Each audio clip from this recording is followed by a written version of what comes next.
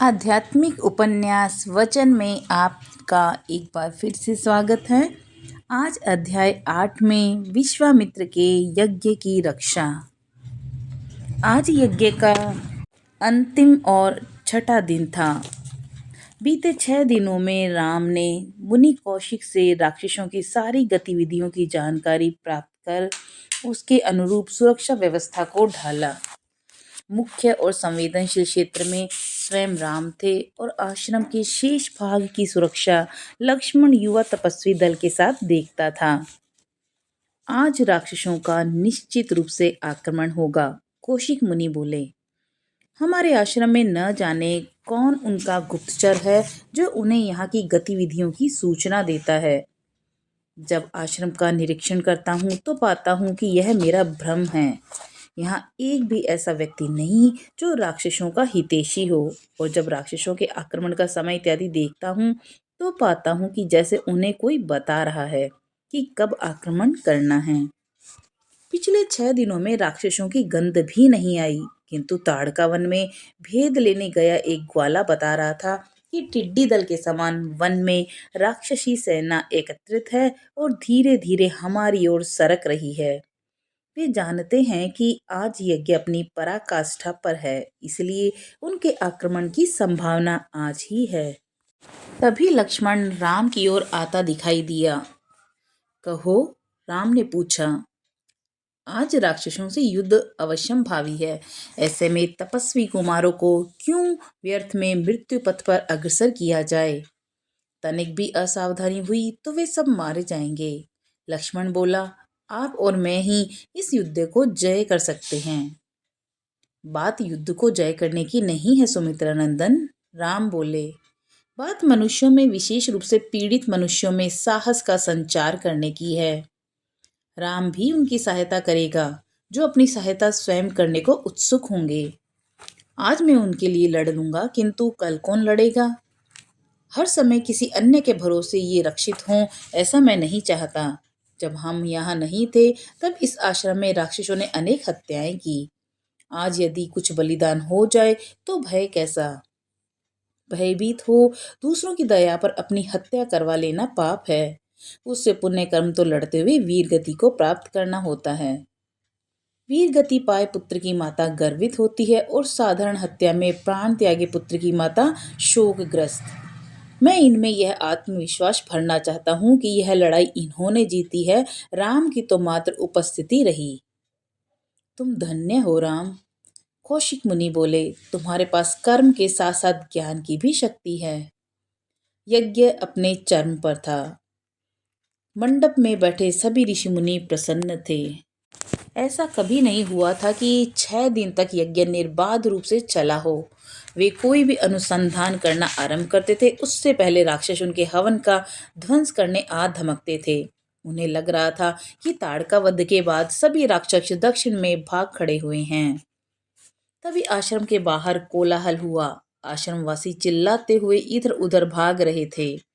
यज्ञ वेदी की परिधि में बैठे तपस्वियों का हृदय भी भय से धड़का, किंतु विश्वामित्र ने सबको स्पष्ट निर्देश दे दिया था कि यज्ञ के मध्य में राक्षसों के भय के कारण कोई पलायन नहीं करेगा। राक्षस चाहे कितने निकट ही क्यों न आ जाएं, वे सभी यज्ञ कर्म में इस प्रकार डूबे रहें जैसे भ्रमर दत्तचित हो पुष्प का रसपान करता है। देखो राम, जैसे वर्षा काल में मेघों से आकाश ढक जाता है, उसी प्रकार राक्षस सेना अपने पूरे दल बल के साथ चारों ओर दिशाओं से इस आश्रम को ग्रसने के लिए बढ़ी चली आ रही है। उधर देखो, मारीच और सुबाहु नामक दोनों अपार बलशाली राक्षस यज्ञ मंडप की दिशा में बढ़े चले आ रहे हैं। कौशिक मुनि का स्वर शांत और मुख मुद्रा सहज थी, जैसे वे अपने मन में आर पार का निर्णय ले चुके हों कि या तो यह आश्रम सदा के लिए सुरक्षित हो जाएगा या फिर इसका चिन्ह तक नहीं रहेगा। मारीच ने देखा कि यज्ञ मंडप की दिशा में कौशिक मुनि 2 शस्त्रधारी युवकों के साथ खड़े उनकी ओर ही संकेत कर रहे हैं। सुबाहु, ये 2 क्षत्रिय राजकुमार राम लक्ष्मण हैं, अयोध्या के राजा दशरथ के पुत्र। गुप्तचरों ने बताया है कि इनकी अवस्था अभी किशोर ही है, बालक हैं ये, किंतु इनका शारीरिक गठन बता रहा है कि बलशाली हैं। मारीच ने अपना मूल्यांकन प्रस्तुत किया। मनुष्य में बल ही कहाँ होता है, देखना अभी इनके शवों से विश्वामित्र के यज्ञ की पूर्णाहुति करूंगा और आज विश्वामित्र से भी निपट लेंगे। बहुत सहली प्रतीक्षा। राम ने लक्ष्मण को आश्रम के पृष्ठभाग की रक्षा के लिए भेजा। लक्ष्मण ने आश्रम के पृष्ठभाग की ओर से आते राक्षसों के दल पर विद्युत की गति से बाण वर्षा आरंभ कर दी। इस एक साथ अनेक राक्षसों को मृत्यु के मुख में जाते देख भयभीत तपस्वी भी उत्साह में भर गए। उन्होंने राक्षसों से लोहा लेना आरंभ कर दिया। लक्ष्मण ने देखा कि राक्षसों का एक दल पशुओं के कटे हुए अंगों और रक्त को आश्रम वासियों पर फेंक रहा है। वह समझ गया कि कोमल हृदय वनवासियों को डराने और उनका मनोबल कम करने के लिए राक्षस इस प्रकार रक्त मांस की वर्षा करते हैं और फिर निरीह की हत्या कर उनके रक्त से स्नान करते हैं। राक्षसों के पास तलवार, कटार, भाले, मूसल, बड़े चाकू आदि इत्यादि शस्त्र थे। धनुष बाण का महत्व या तो जानते नहीं थे या फिर उन्होंने कभी उसकी आवश्यकता को अनुभव ही नहीं किया होगा। इसीलिए भयानक रूप से चिल्लाकर आगे बढ़ते राक्षस एक एक कर कटे वृक्ष की भांति गिरने लगे। राक्षसों में खलबली मच गई। लक्ष्मण तो जैसे इस युद्ध का आनंद ले रहा था। उसकी दृष्टि प्रखर थी और शरीर अद्भुत स्फूर्ति से बाणों का संधान कर रहा था। राम ने बाणों की एक झड़ी लगाकर मारीच और सुबाहु के साथ चल रहे राक्षसों को ढेर कर दिया। ऐसा कौशल संभवतः मारीच और सुबाहु ने कथाओं में सुना था। वे राम को घूरकर देखने लगे। उनकी आंखें जैसे राम नाम के इस असाधारण राजकुमार में अदृश्य शक्ति की खोज रही थी। भागना उन्हें भाया नहीं और उन्होंने एक दूसरे की ओर देखा। हमें राक्षस सेना के धनुर्धर भी लाने चाहिए थे, मारीच बोला। इस दृश्य की तो मैंने कल्पना भी नहीं की थी। लंकापति रावण को संदेश भेजते कि दो साधारण मानवों की हत्या के लिए हमें राक्षस धनुर्धरों की सेना भेज दीजिए, तो रावण ही हमारा वध कर देता कि जो मनुष्य से डर गया वह राक्षस नहीं हो सकता, और जो राक्षस नहीं उसे जीने का अधिकार भी नहीं। सुबाहु ने अपनी तलवार हवा में घुमाई और दौड़ता चीखता राम की ओर बढ़ा। मारीच ने भी वैसा ही किया। राम ने अपने तूणी से शितेशु नामक घातक मानवास्त्र निकाला और जैसे ही उसको आदेश दिया कि पूरी शक्ति से लक्ष्य पर प्रहार करो और लक्ष्य नष्ट न होकर मात्र घायल हो, उन्होंने धनुष की प्रत्यंचा खींची और धनुष सुबाहु की ओर किया और फिर अकस्मात उनकी दिशा मारीच की ओर करके बाण छोड़ दिया। बाण के भयंकर आघात से मारीच पीछे की ओर ऐसे जा गिरा जैसे किसी तीव्रगामी रथ से वह गिरकर लुढ़क गया हो। सुबाहु की फटी आंखों में भय प्रकट हो गया। वह रुककर मारीच की स्थिति देखने लगा और मारीच भयंकर पीड़ा से चिल्लाया उठा और इस प्रकार तेजी से चक्कर काटने लगा जैसे कोई पगलाया कुत्ता अपनी ही पूंछ को अपने दांतों से दबाता हुआ वृत्ताकार घूमता है। तब तक राक्षसों का एक अन्य दल आ धमका, घायल मारीच को तुरंत यहाँ से सुरक्षित ले जाओ। सुदूर सागर तट पर स्थित राक्षसों की छावनी में कुशल वैद्यों के पास तुरंत ले जाओ। मैं अभी इस आश्रम को खा जाऊंगा।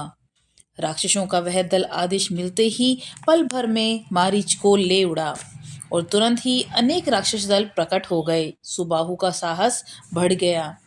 निर्दयी, दुराचारी, पापकर्मी और रक्त पिपासु राक्षसों, तुम्हें इस सुंदर धरा पर जीने का अधिकार नहीं। तुम्हारे पापों का कलश भर चुका है। राम ने राक्षसों को उनके परिणाम से अवगत करा दिया। उन्होंने वायवास्त्र का आह्वान कर राक्षसों के दल पर छोड़ा। राक्षसों को इस प्रकार मरते देख सुबाहु के धैर्य का बांध ही टूट गया। वह पूरी शक्ति के साथ राम पर झपटा। राम जैसे उसके इस आक्रमण के लिए पहले से ही तैयार थे। उन्होंने धनुष पर आग्नेय शस्त्र का संधान किया और धन्यास्त होकर उसे सुबाहु पर छोड़ दिया। आग्नेयास्त्र सुबाहु की छाती से टकराया और एक भयानक विस्फोट हुआ और सुबाहु की छाती किसी फटे तरबूज की समान बिखर गई। राक्षसों के पांव उखड़ गए और उन्हें इस प्रकार भागता देखकर आश्रम वासियों में साहस का संचार हुआ। उन्होंने उनका पीछा किया और जो भी राक्षस पकड़ में आया उसके प्राण पखेरुओं को उन्होंने आकाश में उड़ा दिया। आश्रम वासियों ने अपार हर्ष ध्वनि की। वे राम लक्ष्मण को घेर कर अपना आभार प्रकट कर रहे थे।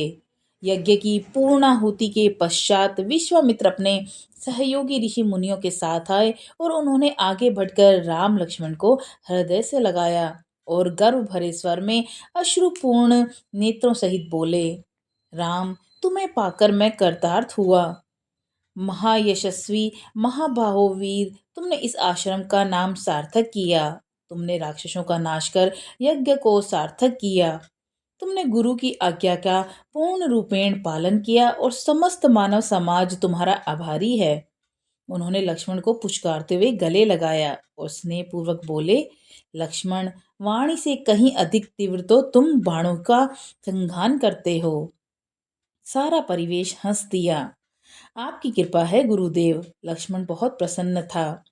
गुरुदेव, राम आह्लादित स्वर में बोले, हम दोनों आपकी सेवा में हैं। हमारे लिए कोई और आज्ञा हो तो कहें।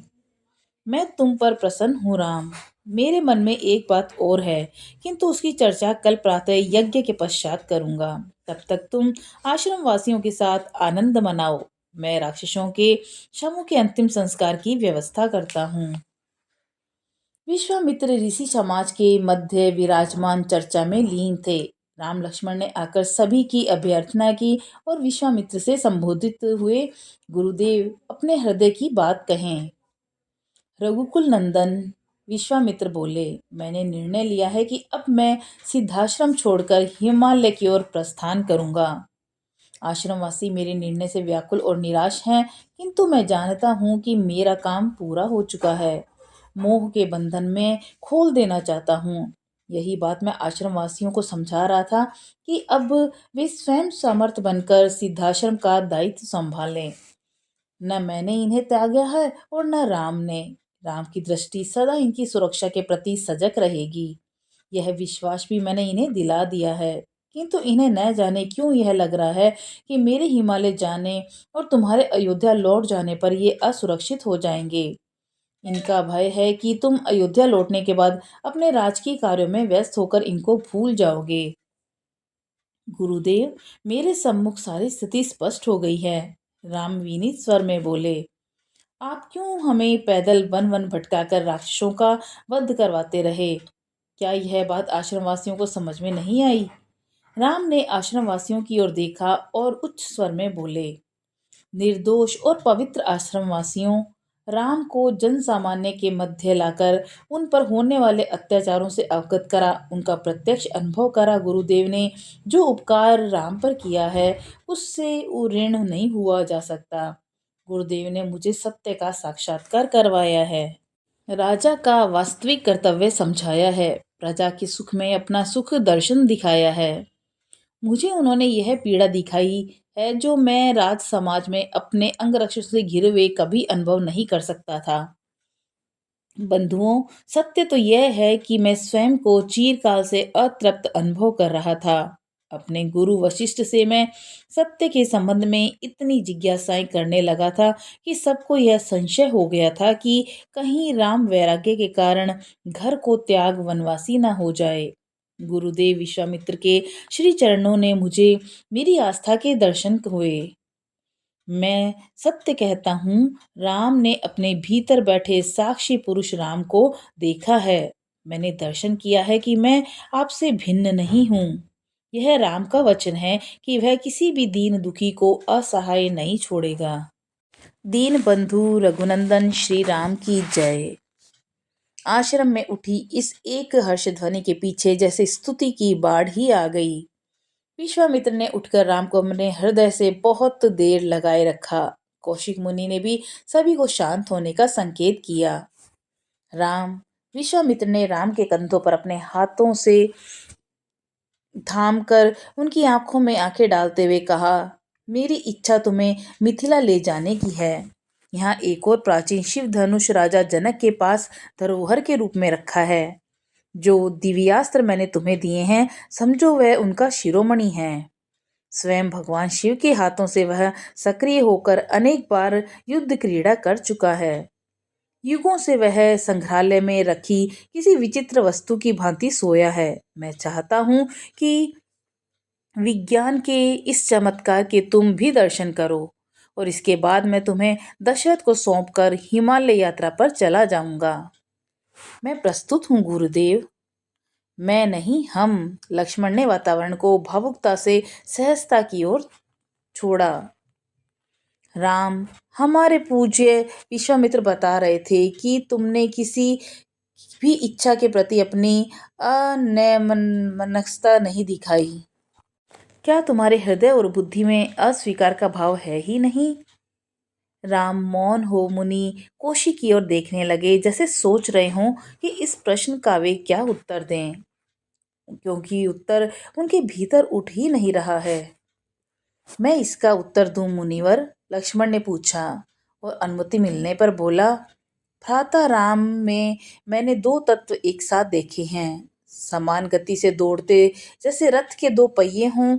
वे तत्व हैं श्रद्धा और साहस, अज्ञात में छलांग लगाने की अद्भुत प्रतिभा। बहुत सुंदर उत्तर दिया तुमने लक्ष्मण।